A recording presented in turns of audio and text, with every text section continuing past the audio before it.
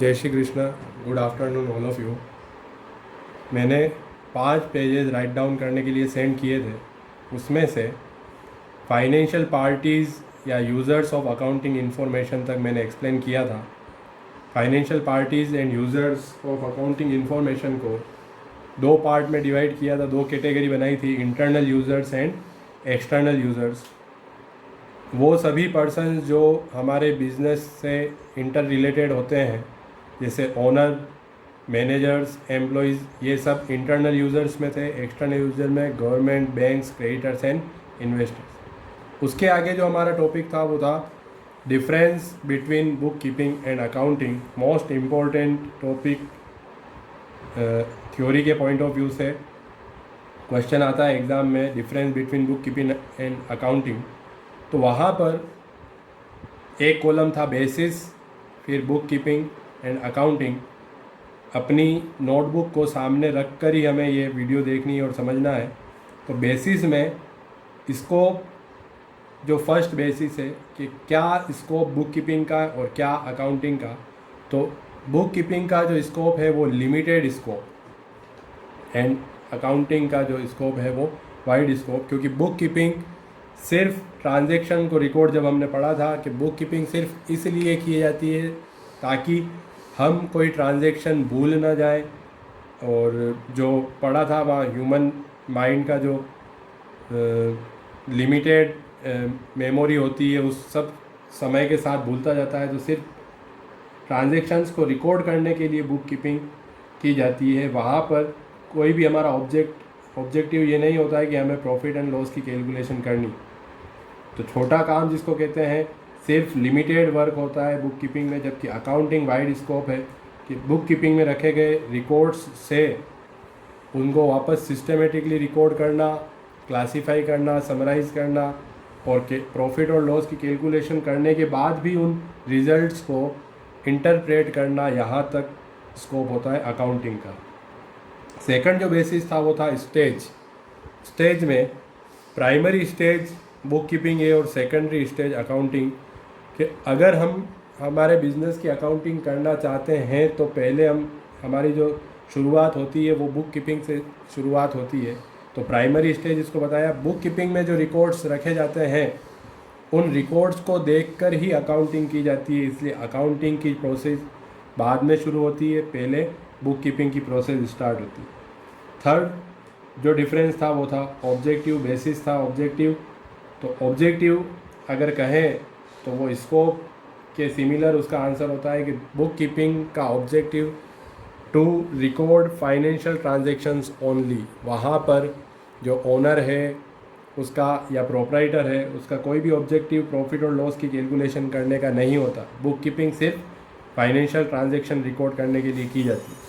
जबकि अकाउंटिंग तो है उसमें to calculate results of business है, उसके रिजल्ट्स कैलकुलेट करने के लिए अकाउंटिंग की जाती है। फोर्थ जो बेसिस था वो था म्यूचुअल डिपेंडेंस। तो यहाँ हम कह सकते हैं कि बुक कीपिंग जो होती है वो अकाउंटिंग पर डिपेंड नहीं होती। अगर आप बुक कीपिंग कर रहे हो तो वो आगे आपके पास ऑप्शन है, अगर आप एप्रोप्रिएट प्रॉफिट कैलकुलेट करना चाहते हो तो अकाउंटिंग करो, बाकी आपको ज़रूरत नहीं है तो अकाउंटिंग भले आप मत करो। लेकिन अगर आपको अकाउंटिंग करनी है तो बुक कीपिंग आपको करनी ही पड़ेगी। बुक कीपिंग में रखे गए बुक्स ऑफ अकाउंट्स को देखकर ही कोई अकाउंटेंट या चार्टर्ड अकाउंटेंट अकाउंटिंग की प्रोसीजर पूरी कर सकता है। तो म्यूचुअल डिपेंडेंस में हम ये कह सकते हैं बुक कीपिंग अकाउंटिंग पर डिपेंड नहीं होती, जबकि अकाउंटिंग कंप्लीटली बुक कीपिंग पर डिपेंड होती है। अकाउंटिंग के बिना भी बुक कीपिंग की जा सकती है, लेकिन बुक कीपिंग के बिना अकाउंटिंग नहीं की जा सकती। और लास्ट जो इसमें बेसिस था डिफरेंस का वो था स्पेशलाइजेशन। तो स्पेशलाइजेशन को कहते हैं स्पेशल स्किल किसके लिए नेसेसरी होती है। तो बुक कीपिंग के लिए आपके पास कोई भी स्पेशलाइजेशन होना ज़रूरी नहीं है। कोई एक नॉर्मल पर्सन जो थोड़ा बहुत पढ़ा लिखा भी होता है वो बुक कीपिंग की जो प्रोसीजर है वो पूरी कर सकता है।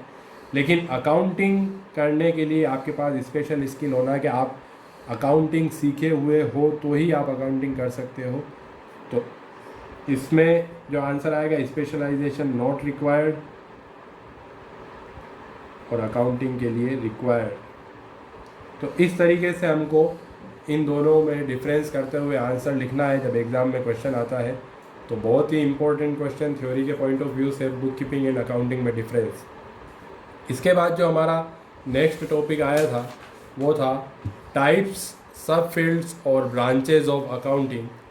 तो कहते हैं कि क्या क्या सब फील्ड्स हैं अकाउंटिंग को, एक हेड ऑफिस कह सकते हैं हम, उसके अलग अलग ब्रांचेज जो होती है। तो उसमें फर्स्ट था फाइनेंशियल अकाउंटिंग, हिंदी में इसे कहते हैं वित्तीय लेखांकन।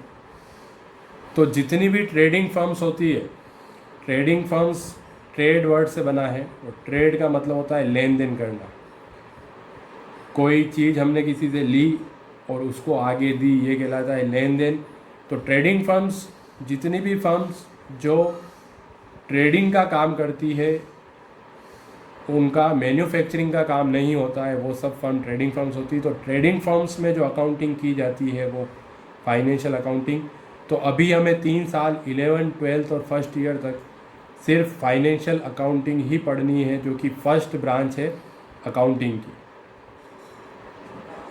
ट्रेडिंग फर्म्स एग्जांपल हम ले सकते हैं राज स्टेशनर्स। जैसे राज स्टेशनर्स एक शॉप है, तो वो ट्रेडिंग फर्म है, वो क्लासमेट के रजिस्टर या सेलो के पेन और ये बेच रही है। तो उनको वो खुद प्रोड्यूस नहीं करती, वो उन कंपनीज से या डीलर से वो सब प्रोडक्ट परचेज करके उसमें अपना मार्जिन ऐड करके आगे सेल करती है। तो ऐसी फर्म्स ट्रेडिंग फर्म्स होती है और उनके लिए जो अकाउंटिंग की जाती है वो अकाउंटिंग होती है फाइनेंशियल अकाउंटिंग।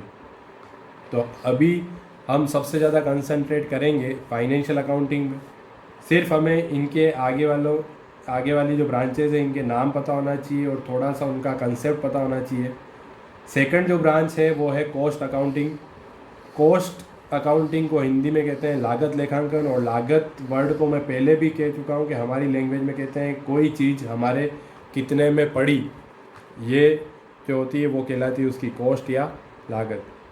तो जो मैन्युफैक्चरिंग फर्म्स हैं जितनी भी, उनमें जब अकाउंटिंग की जाती है तो कॉस्ट अकाउंटिंग अप्लाई होती है, क्योंकि वहाँ पर मैन्युफैक्चरिंग फर्म्स वो फर्म्स होती है जो अपने प्रोडक्ट को खुद मैन्युफैक्चर कर रही है। तो वहाँ पर एक प्रोडक्ट बनाने में टोटल कितने एक्सपेंसेज हुए, या हम कहें कि वो प्रोडक्ट हमारे कितने में पड़ रहा है ताकि हम उसे आगे कितने में बेचें, तो वो सब कैलकुलेशन करेंगे। तो वो जो ब्रांच होती है वो कॉस्ट अकाउंटिंग। ये हमारे 3 साल बाद जब सेकंड ईयर हम करेंगे, सेकंड ईयर में कॉस्ट अकाउंटिंग का टॉपिक आता है। अभी ज़्यादा इसको एक्सप्लेन नहीं किया गया, 3 साल हमें फाइनेंशियल अकाउंटिंग ही पढ़नी है। तो राज स्टेशनर्स जो ट्रेडिंग फर्म है वो सेलो का पेन या कैमलिन का कोई मार्कर सेल कर रही है, तो वो कैमलिन कंपनी जो खुद उस मार्कर को प्रोड्यूस कर रही है, तो वो कंपनी या वो फर्म जो है वो मैन्युफैक्चरिंग फर्म होती है। वो अपनी कैलकुलेशन ऐसे करती है कि इतने लाख रुपए का मटेरियल लगा जिसमें प्लास्टिक, इंक ये लगी, लेबर्स को इतने लाख रुपए दिए, इतने लाख रुपए मशीनों का खर्चा आया। तो हमारे जैसे उनका खर्चा हुआ 8 लाख रुपए और 8 लाख रुपए में पेन बने 1 लाख, तो उन 8 लाख रुपए खर्चों में 1 लाख पेन मैन्युफैक्चर्ड हुए, तो वो डिवाइड करके निकाला जाता है कि एक पेन 8 रुपए में पड़ा। तो ये पेन फिर आगे वो डीलर को 9 रुपये में, डीलर रिटेलर को 9.5 रुपये में और रिटेलर हमको 10 रुपये में बेचता है। तो इस तरीके से अकाउंटिंग की जाती है वो कॉस्ट अकाउंटिंग।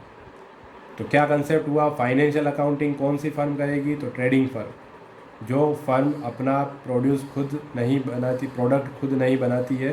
और कॉस्ट अकाउंटिंग मैन्युफैक्चरिंग फर्म्स करती है जो अपना प्रोडक्ट खुद प्रोड्यूस करती है। थर्ड जो आता है वो है मैनेजमेंट अकाउंटिंग, ये हमको थर्ड ईयर में पढ़ना है। भले फाइनेंशियल जो ट्रेडिंग फर्म्स हैं या मैन्युफैक्चरिंग फर्म्स हैं, इन सभी फर्म्स को किस तरीके से मैनेज करना चाहिए, मैनेजमेंट स्किल सिखाई जाती है मैनेजमेंट अकाउंटिंग में, कि जो हो चुका है वो नहीं, आने वाला समय ज़्यादा इम्पोर्टेंट होता है। तो किस तरीके से मैनेजमेंट करें, इससे कम इन्वेस्ट करके हम ज़्यादा से ज़्यादा प्रॉफिट अर्न कर सके, तो वो सब मैनेजमेंट अकाउंटिंग में।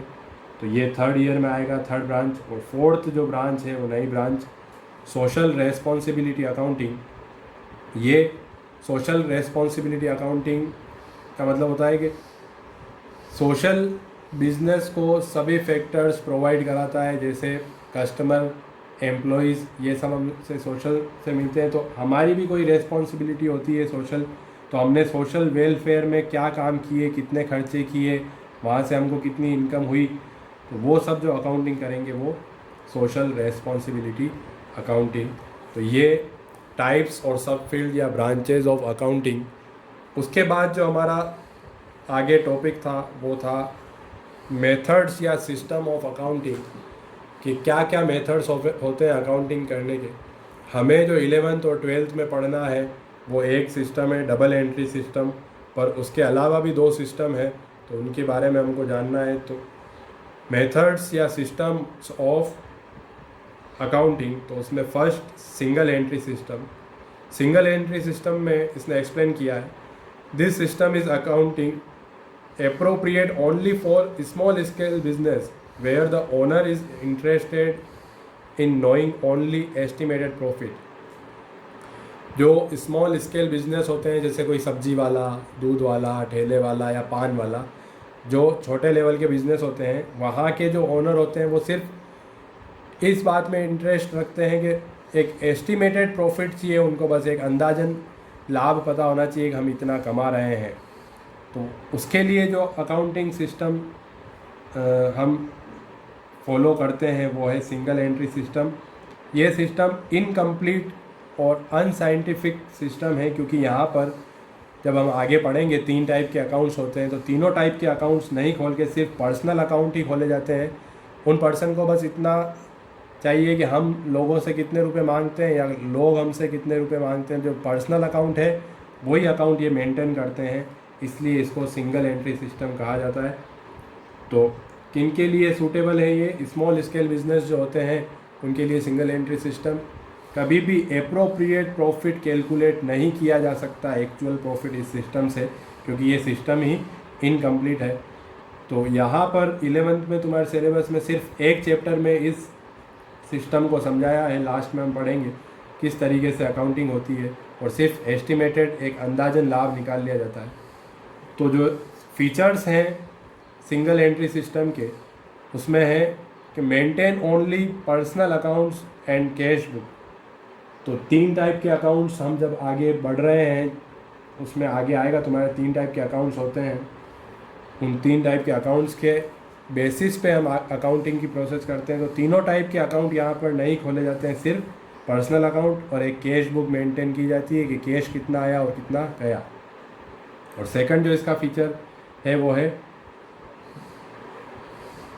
डिपेंडेंस ऑन ओरिजिनल वाउचर्स और नॉन यूनिफॉर्मिलिटी। और डिसएडवांटेजेस जो एग्ज़ाम में आते हैं, what are the disadvantages of single entry system, तो वो है इनकम्प्लीट एंड अनसाइंटिफिक सिस्टम, क्योंकि यहाँ पर पूरी अकाउंटिंग एप्रोप्रिएट तरीके से नहीं की जा रही है। और सेकंड, करेक्ट प्रॉफिट और लॉस, जिसको एप्रोप्रिएट प्रॉफिट और लॉस कहते हैं, कैन नॉट बी डिटरमाइन, नहीं किया जा सकता है। और नो इंटरनल चेक। नेक्स्ट जो हम सिस्टम पढ़ेंगे डबल एंट्री सिस्टम में, वहाँ पर हर एक एंट्री या हर एक ट्रांजैक्शन को डबल बार रिकॉर्ड किया जाता है, तो इंटरनल चेकिंग हो जाती है कि यहाँ पर गलती हुई तो आगे जाकर वो गलती सुधर जाती है। वो तरीका ही ऐसा बना हुआ है। लेकिन सिंगल एंट्री सिस्टम का ये डिसएडवांटेजेस है कि वहाँ पर इंटरनल चेकिंग नहीं हो पाती। तो सेकंड जो सिस्टम है वो है double entry system. Double entry book keeping, यही हमारी बुक का नाम है, और हमें जो अकाउंटिंग सीखनी है वो इसी सिस्टम की अकाउंटिंग सीखनी है। तो जो पूरी 11th क्लास और 12th क्लास में हम पढ़ेंगे वो यही सिस्टम है, डबल एंट्री सिस्टम। यहाँ पर डबल एंट्री सिस्टम इसलिए कहा जाता है क्योंकि वो एक्सप्लेन करता है कि जो भी ट्रांजैक्शन किसी बिजनेस में होते हैं, each financial transaction affect minimum 2 aspects, कम से कम 2 पक्षों पर प्रभाव डालता है। उसमें से एक को डेबिट किया जाता है जिसे डीआर कहते हैं, और एक को क्रेडिट किया जाता है जिसे सीआर कहते हैं। तो डेबिट और क्रेडिट, जिसे एसेट्स और लाइबिलिटी साइड भी कह सकते हैं, इन बेसिस पर हमको अकाउंटिंग करनी है। तो पूरे 2 साल हमें यही पढ़ना है, तो इसको यहाँ पर एक्सप्लेन नहीं किया, ये पूरा हमको टोटल पढ़ना ही है।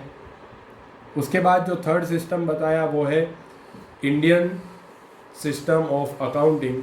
तो इंडियन सिस्टम ऑफ अकाउंटिंग में उसने कहा है this is the traditional system of accounting.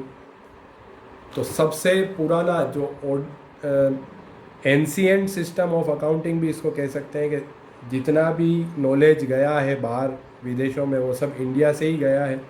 तो इंडियन सिस्टम ऑफ अकाउंटिंग को ट्रेडिशनल सिस्टम या सबसे पुराना सिस्टम कह सकते हैं। And considered to be appropriate and scientific. तो इंडियन सिस्टम ऑफ अकाउंटिंग एक कंप्लीट सिस्टम ऑफ अकाउंटिंग है। अभी वो ट्रेंड में नहीं है, अभी प्रचलन में नहीं है, इस तरीके से हम अकाउंटिंग नहीं करते, लेकिन ऐसा नहीं कहा जा सकता है कि वो अधूरा या इनकम्प्लीट सिस्टम है। वो एक कंप्लीट सिस्टम ऑफ अकाउंटिंग। उसमें कहते हैं जैसे हम मंदिरों में या पुराने जहाँ बहुत पुराने बिजनेस चल रहे हैं तो एक रेड कलर की बड़ी सी पोथी होती है वो सिलाई की हुई, तो वो जो अकाउंटिंग सिस्टम होते हैं जो मुनीम बैठ कर अकाउंटिंग करते हैं वो system Indian system of accounting. उसके फीचर्स में है it is for prevalent only in India. सिर्फ इंडिया में ही ये सिस्टम, तो देखो नाम ही इसका इंडियन सिस्टम ऑफ अकाउंटिंग है, तो इंडिया में ही ये प्रिविलेंट होता है। No need of knowledge of English language. तो ये किसी भी इंडियन लैंग्वेज, जैसे गुजरात में है तो गुजराती लैंग्वेज में वो अपने बनाते हैं, राजस्थानी, मेवाड़ी, मारवाड़ी में, कोई महाराष्ट्र का है तो मराठी में बनेंगे। तो किसी भी इंडियन लैंग्वेज में ये सिस्टम से अपने अकाउंटिंग कर सकते हैं। तो यहाँ पर इंग्लिश का नॉलेज होना ज़रूरी नहीं होता है। A book with red coloured cardboard binding is used. तो वो एक कार्डबोर्ड बड़ा सा होता है जिस पे बाइंडिंग की हुई होती है, वो यूज़ की जाती है। उसमें क्या वर्ड यूज़ होते हैं, जैसे शुक्ल पक्ष, कृष्ण पक्ष, जमा, नामे, सीरा, पेटा। और आषाढ़ी पूर्णिमा से आषाढ़ी पूर्णिमा तक, जैसे हमारे मंदिरों में भी होता है आषाढ़ी तुलती है, तो आषाढ़ी पूर्णिमा से आषाढ़ी पूर्णिमा साल माना जाता है। तो ये सब इसके फीचर्स होते हैं।